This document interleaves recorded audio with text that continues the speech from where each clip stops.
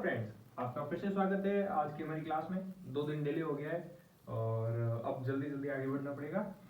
2 article बच गए, article 34, article 34 और अनुच्छेद 35, आर्टिकल 35 मूल अधिकारों के तहत 2 आर्टिकल बच गए हैं, बाकी हमने सब पढ़ लिए हैं। अनुच्छेद 12 से लेके 33 तक हमने पढ़ लिए। अब देखते हैं कि 34 क्या कहता है। ठीक है, 34 सीधा से लिखा हुआ है, मार्शल लॉ एवं मूल अधिकार। पिछले वीडियो में जैसे बोला था उसी तरह मैं वापस बोलना चाहूंगा कि मार्शल लॉ एवं मूल अधिकार लिखा हुआ है, मतलब इन दोनों के बीच की बात है, इन दोनों से जुड़ी हुई बात है।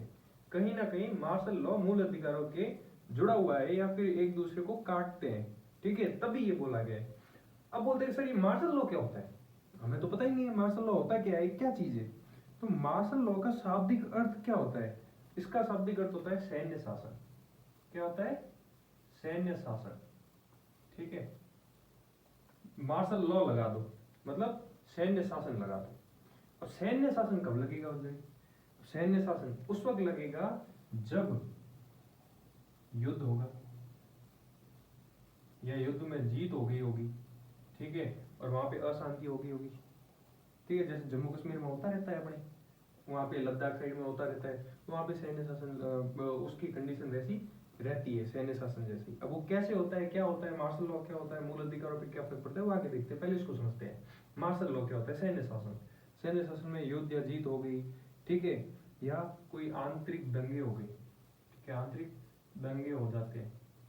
एक मूवी है टेंगो चार्ली, उसमें देखना, उसमें वो एक कैरेक्टर होता है टेंगो चार्ली, वो बीएसएफ का जवान होता है, उसको सीमा से लेके अंदर गुजरात में कोई दंगे होते हैं वहां भेज देते हैं। और वो काफी देर ध्यान से देखता है, फिर एक बंदूक वाला दिखता है जो सबको मार रहा होता है, वो जैसे ही उसको टारगेट करता है कोई दूसरे आदमी को लग जाती है, फिर वो उनके घर पे जाता है माफी मांगने की, मैं नहीं चाहता था कि मैं अपने देश के आदमियों को मारूं, बट वो बीच में आ गए। तो उसके घर वाले उसको पीटने लग जाते हैं, तो वो कहता है साफ दिल गए तभी पीट रहे हो, फिर उसके ऑफिसर आके छुड़ाते हैं। तो कई बार ऐसे दंगे होते हैं जहाँ पे सैन्य शासन लगाना पड़ता है, जहाँ पे कंडीशन पुलिस के जैसे संभलती नहीं है, पुलिस वहां पे फ्री हो जाती है, उनको कुछ समझ नहीं आता। ठीक है, अब यहाँ पे एक और कंडीशन हो सकती है, जब तख्ता पलट हो रहा हो। ठीक है, तख्ता पलट कर रहे हो, जैसे अपने पड़ोसी देशों में हुआ है रिसेंटली। किस में हुआ है, कौन सा देश है, वो आप कर सकते हैं जिसमें सेना ने तख्ता पलट कर दिया था, या फिर आप जो पार्टियां होती है वो आपस में तख्ता पलट कर देती, तब भी सैन्य शासन लग सकता है, मार्शल लॉ लग सकता है। ठीक है, अब इसका मतलब क्या होता है पता है? सेना क्षेत्र में घुसने का अधिकार नहीं है, मार्शल लॉ लगा हुआ है। आप मान के चलिए कि सेना का जो क्षेत्र है ना उसमें परमानेंट मार्शल लॉ है, सेना के जवानों को मूल अधिकार नहीं मिलते। आपको मैंने पिछले वीडियो में बताया था आर्टिकल 33 में कि सेना के जवानों को मूल अधिकार और पूर्ण मूल अधिकार नहीं मिलते। मूल अधिकार है मगर पूर्ण मूल अधिकार उनको नहीं मिलते, मार्शल लॉ है। ठीक है, मार्शल लॉ लगा हुआ है। और आप सेना के क्षेत्र में चले जाते हो तो फिर आप भूल जाना कि आपको पुलिस जैसे ट्रीट करती है, या फिर आप पुलिस को जैसे धमकाते हो वैसे धमकाओगे, वो 2 थप्पड़ मार के बिठा देंगे अंदर, कस्टडी में लेके, और कोर्ट भी कुछ नहीं कर पाएगी। क्यों? क्योंकि सेना के पास मार्शल लॉ है, उनके पास विशेष शक्तियां हैं। तो आप उनके क्षेत्र में तो जाना ही मत, भूल के भी जाओ तो परमिशन के साथ जाना। ठीक है, अब ये क्या होता है? तो ये होता है मूल अधिकारों पर प्रतिबंध लगाता है। मूल अधिकारों पर प्रतिबंध क्यों लगाएगा? जैसे मैंने आपको बताया, युद्ध जीत हो गया या आपस में वहां पे सीमा क्षेत्र में विवाद हो गया तो दंगे भड़क गए। ठीक है, दंगे भड़क गए तो फिर वहां पे मूल अधिकारों पर प्रतिबंध लगेगा। प्रतिबंध कैसे लगेगा कि वहां सेना आ जाएगी, सेना वहां पे धारा 144 लगा देगी, जिसमें उनको बोल दिया जाएगा अपने अपने घरों में जाओ। कोरोना में लगती थी ना, वैसे कोई भी एक साथ गुट नहीं बढ़ा सकता, एक साथ नहीं रह सकते, बातचीत नहीं कर सकते, बोलने की आजादी नहीं है, घूमने की आजादी नहीं है, तो मूल अधिकार पर प्रतिबंध हो गया ना एक तरह से। तो बस यही है मार्शल लॉ, मूल अधिकार को प्रतिबंध। अभी क्यों लगता है? ठीक है, ये इसलिए लगता है क्योंकि अर्थव्यवस्था में वो जो होती है ना, उसको वापस अर्थव्यवस्था को वापस स्टेबल किया जा सके, अव्यवस्था को वापस सही जगह पे ला सकते हैं। ठीक है, उनको पुनर्स्थापित किया जा सके, जो स्थिति बिगड़ी है वो नॉर्मल हो जाती है। आप देखते हो ना, आपको बहुत सारा गुस्सा आ रहा है, आप किसी से लड़े हो, आप यूं आग बबूला होते हो, गुस्सा भड़क रहा होता है, अंगारे ऊपर यूं छिड़क रहे होते हैं आपकी आंखों से, लेकिन आप आधे घंटे बाद आप नॉर्मल होते हो। उसके लिए 2-3 बातें आपके मन में होगी, बट वैसा गुस्सा नहीं रहता है, चरम सीमा वाला गुस्सा। किसी के प्रति प्यार है, बहुत ज्यादा है, बहुत ज्यादा है, लेकिन कुछ टाइम बाद आप उसके साथ रहते हो, घूमते फिरते हो, फिर हाँ ठीक है यार, दोस्त है अपन, अपन ठीक है। लेकिन दूर होते तो अपन लगता है यार वो कितना अच्छा दोस्त है मेरा। तो वैसा ही है, ठीक है। इसमें जैसी कोई स्थिति गंभीर होती है ना, उस वक्त मार्शल लॉ लग जाता है, और जैसे नॉर्मल होता है उसके बाद वापिस हटा लिया जाता है। तो आपके मूल अधिकारों का कुछ टाइम के लिए प्रतिबंध लगाया जाता है। अब इसमें क्या है, संसद को पावर है कि वो जो दंड देने की जो वैधता है वो आगे बढ़ा सकती है, कम कर सकती है, या उसको ले सकती है, या पावर दे सकती है कि आप दंड दीजिए मत दीजिए। तो सब कुछ सेना को कौन कहता है, संसद कहती है, ठीक है। ऐसा तो है नहीं कि सेना को फुल छूट है कि आपको जो करना है करो, उनके भी तो पीछे कोई कंट्रोल होगा ना। तो सेना का कंट्रोल संसद के द्वारा होता है कि क्या दंड देना है क्या नहीं देना है, वो कंट्रोल कर सकते हैं, ठीक है।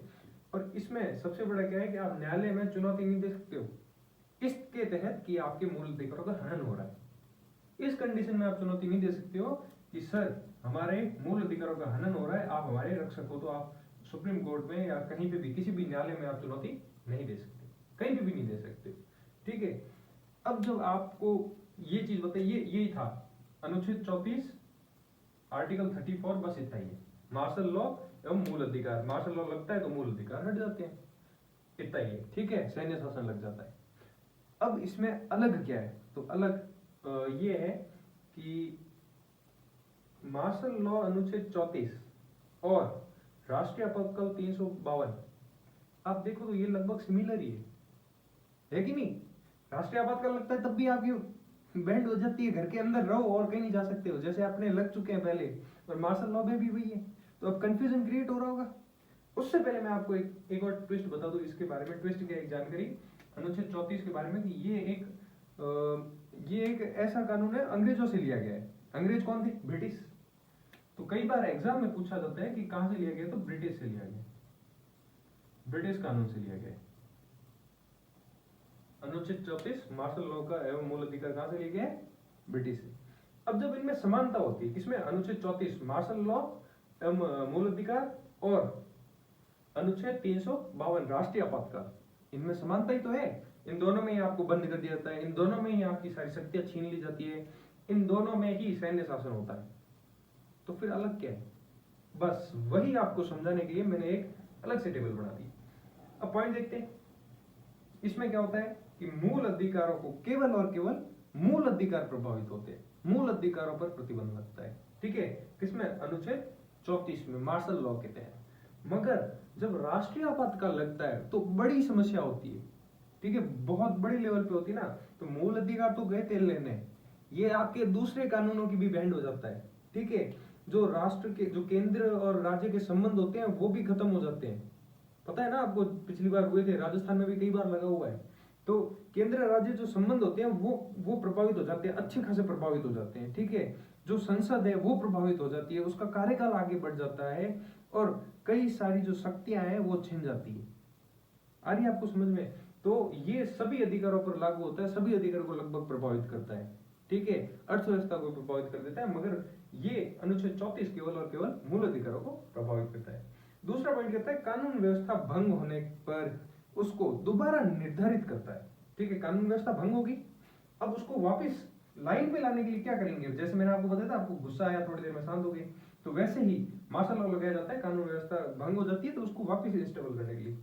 ये कब लगता है, तो ये केवल और केवल 3 कंडीशन में लगेगा। राष्ट्रीय आपातकाल कब लगेगा, 3 कंडीशन। युद्ध हो जाए, या युद्ध की जैसी स्थिति खतरनाक वाली हो रखी है, ठीक है, या बाहरी कोई आक्रमण हो गया अचानक से अपने ऊपर, तो फिर अब जनता को कैसे बताए, तो सीधा राष्ट्रीय आपातकाल लगाओ तो सब अचानक अपने अपने सेफ जोन में आ जाएंगे, ठीक है। या फिर सशस्त्र विद्रोह हो जाए, सशस्त्र विद्रोह मतलब सेना या पुलिस कोई विद्रोह कर दिया खुद ही अपने देश के प्रति, जिसके पास शस्त्र हो वो विद्रोह कर दे। इस कंडीशन में ये राष्ट्रीय आपातकाल लगता है, ठीक है। अनुच्छेद 34 कब लगता है, मार्शल लॉ कब लगता है, जब कानून व्यवस्था भंग होती है। मगर राष्ट्रीय आपातकाल कब लगता है, जब युद्ध या बाहरी आक्रमण या सशस्त्र विद्रोह होता है। 3 तरह की चीजें हैं, इन्हीं में ही केवल ये लगेगा, अनुच्छेद 352। अब तीसरा पॉइंट देखते हैं कि जो अनुच्छेद 34 है मार्शल लॉ, ये विशेष क्षेत्र में लगता है। अब आप बोलोगे विशेष क्षेत्र कैसे, जैसे विशेष क्षेत्र आ गया कि नक्सली क्षेत्र छत्तीसगढ़ वाला आ गया, या फिर जम्मू कश्मीर साइड में आ गया, ठीक है, आतंकवादी का क्षेत्र आ गया। अरुणाचल प्रदेश साइड में, जो सिक्किम के साइड में आता है, अपने जो बॉर्डर से लगा हुआ LAC है, वहां पे जो क्षेत्र हो गए, या फिर नीचे चले जाए साउथ में तो वहां पे भी जो नक्सली है उनके क्षेत्र में लग जाता है। ठीक है, विशेष क्षेत्र जहां पे स्थिति गंभीर हो रखी है ना, केवल वही लगता है अनुच्छेद 34 मार्शल लॉ। ठीक है, मगर आर्टिकल 352 है, ये विशेष क्षेत्र में भी लगता है। जिस जिस क्षेत्र में, जैसे किसी पर्टिकुलर क्षेत्र में सशस्त्र विद्रोह हो गया है, ठीक है, किसी सेना ने विद्रोह कर दिया है, जैसे राजस्थान में हो गया है, या फिर बाहरी आक्रमण हुआ है, ठीक है, तो वो किसी एक जगह हुआ है, जैसे जम्मू कश्मीर साइड हो गया है, ठीक है, मगर युद्ध होता है तब लगभग सभी पे लगा दिया जाता है। तो ये संपूर्ण देश में लगता है। ठीक है, संपूर्ण देश में लगता है राष्ट्रीय आपातकाल, और विशेष क्षेत्र में भी लगा सकते हैं, मगर अनुच्छेद 34 केवल विशेष क्षेत्रों में ही लगता है। अब आती है चौथे पॉइंट की बारी। ये संविधान में विशेष व्यवस्था नहीं दी गई इसकी। अनुच्छेद 34 को संविधान में कहीं पे भी विशेष व्यवस्था नहीं है, मतलब कहीं पे भी नहीं समझा होगा कि क्या है, या फिर अलग से इसको कुछ जगह दी गई नहीं है। मगर अनुच्छेद 352 राष्ट्रीय आपातकाल को संविधान में व्यवस्था दी गई है, विशेष व्यवस्था के तहत इसको समझाया हुआ है। ठीक है, 352 को ये महत्व देता है। तो ये शॉर्ट में और विवरण में आपको समझा दिया है कि कैसे होता है दोनों में डिफरेंस, और अनुच्छेद 34 के जो है मार्शल लॉ एवं मूल अधिकार एवं 352 राष्ट्रीय आपातकाल, इन दोनों में डिफरेंस क्या है और दोनों क्या होते हैं। ठीक है, तो अब आपको कंफ्यूजन नहीं होगा और आपको अनुच्छेद 34 और अच्छे से याद होगा। बेस्ट ऑफ लक, अगली वीडियो में हम मिलेंगे अनुच्छेद 35 के साथ। Thank you very much.